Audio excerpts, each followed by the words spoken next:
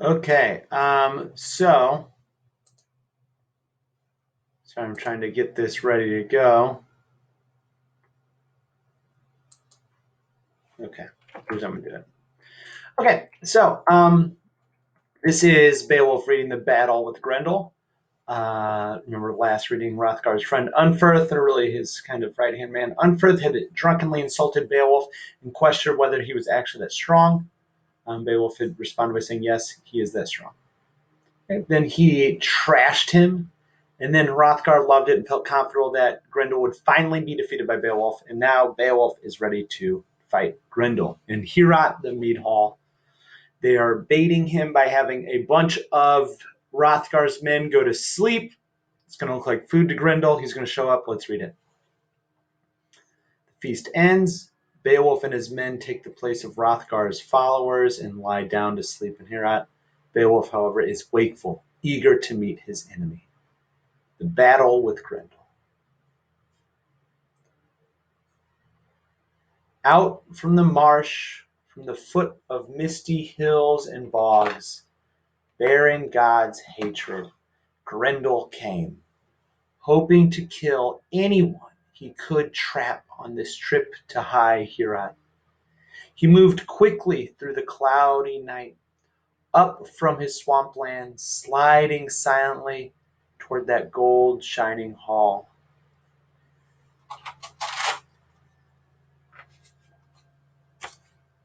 Pause for a second.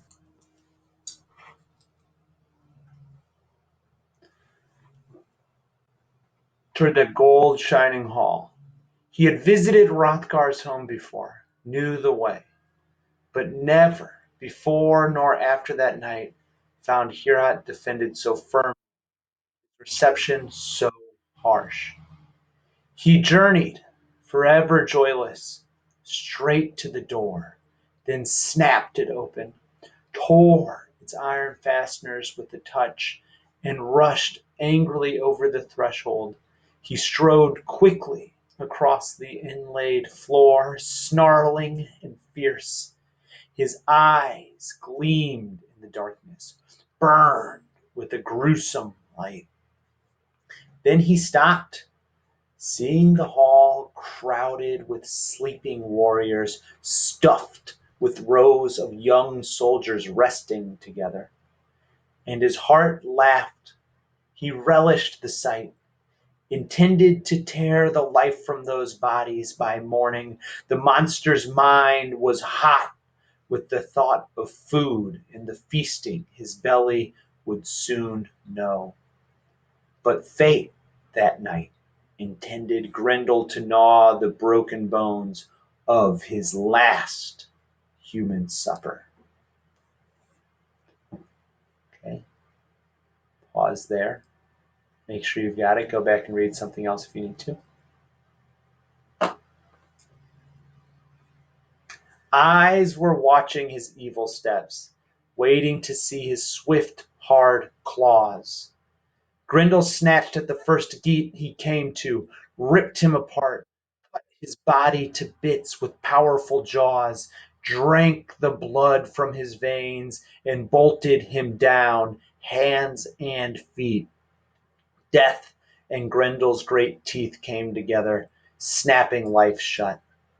Then he stepped to another still body, clutched at Beowulf with his claws. Uh-oh. Grasped at a strong-hearted, wakeful sleeper, and was instantly seized himself. Claws bent back as Beowulf leaned up on one arm. That shepherd of evil, guardian of crime, knew at once that nowhere on earth had he met a man whose hands were harder. His mind was flooded with fear, but nothing could take his talons and himself from that tight, hard grip. Grendel's one thought was to run.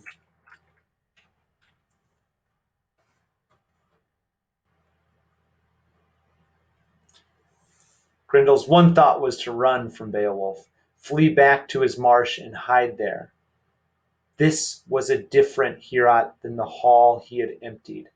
But Higlac's follower, Beowulf, remembered his final boast and, standing erect, stopped the monster's flight, fastened those claws in his fists till they cracked, clutched Grendel closer. The infamous killer fought for his freedom, wanting no flesh but retreat, desiring nothing but escape. His claws had been caught, he was trapped. That trip to Heorot was a miserable journey for the writhing monster. The high hall rang, its roof boards swayed, and Danes shook with terror. Down the aisles the battle swept, angry and wild. Heorot trembled, wonderfully built to withstand the blows, the struggling great bodies beating at its beautiful walls. Shaped and fastened with iron, inside and out, artfully worked, the building stood firm. Its benches rattled, fell to the floor, gold-covered boards grating, as Grendel and Beowulf battled across them. Hrothgar's wise men had fashioned Heorot to stand forever. Only fire, they had planned, could shatter what such skill had put together, swallow in hot flames such splendor of ivory and iron and wood.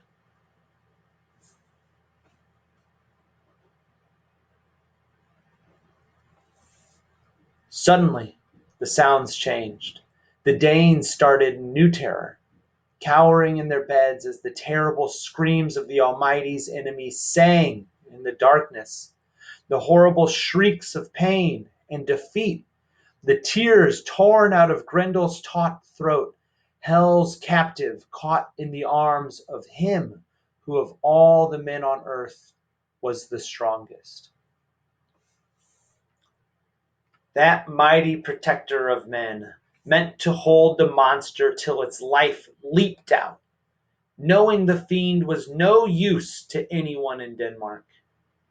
All of Beowulf's band had jumped from their beds, ancestral swords raised and ready, determined to protect their prince if they could.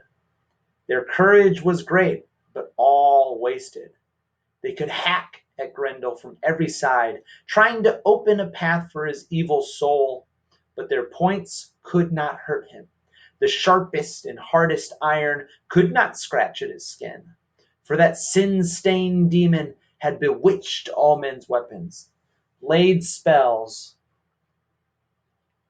that blunted every mortal man's blade. And yet his time had come. His days were over, his death near. Down to hell he would go, swept groaning and helpless to the waiting hands of still worse fiends.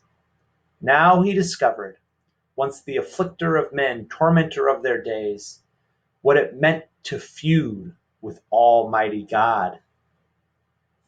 Grendel saw that his strength was deserting him, his claws bound fast, Higlac's brave follower, Beowulf, tearing at his hands. The monster's hatred rose higher, but his power had gone. He twisted in pain, and the bleeding sinews deep in his shoulder snapped. Muscle and bone split and broke. The battle was over. Beowulf had been granted new glory. Grendel escaped, but wounded as he was, could flee to his den, his miserable hole at the bottom of the marsh, only to die, to wait for the end of all his days.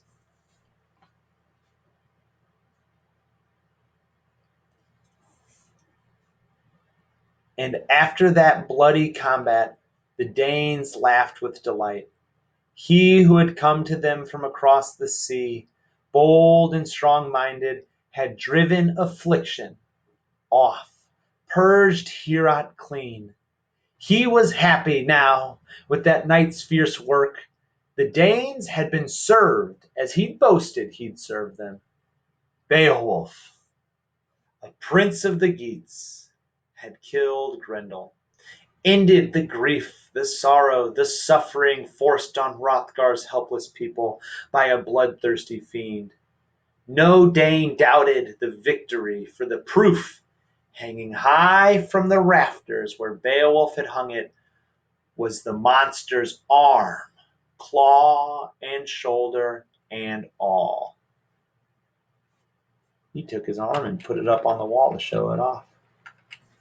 All right, let's read the very end of this reading. Let's see how people react.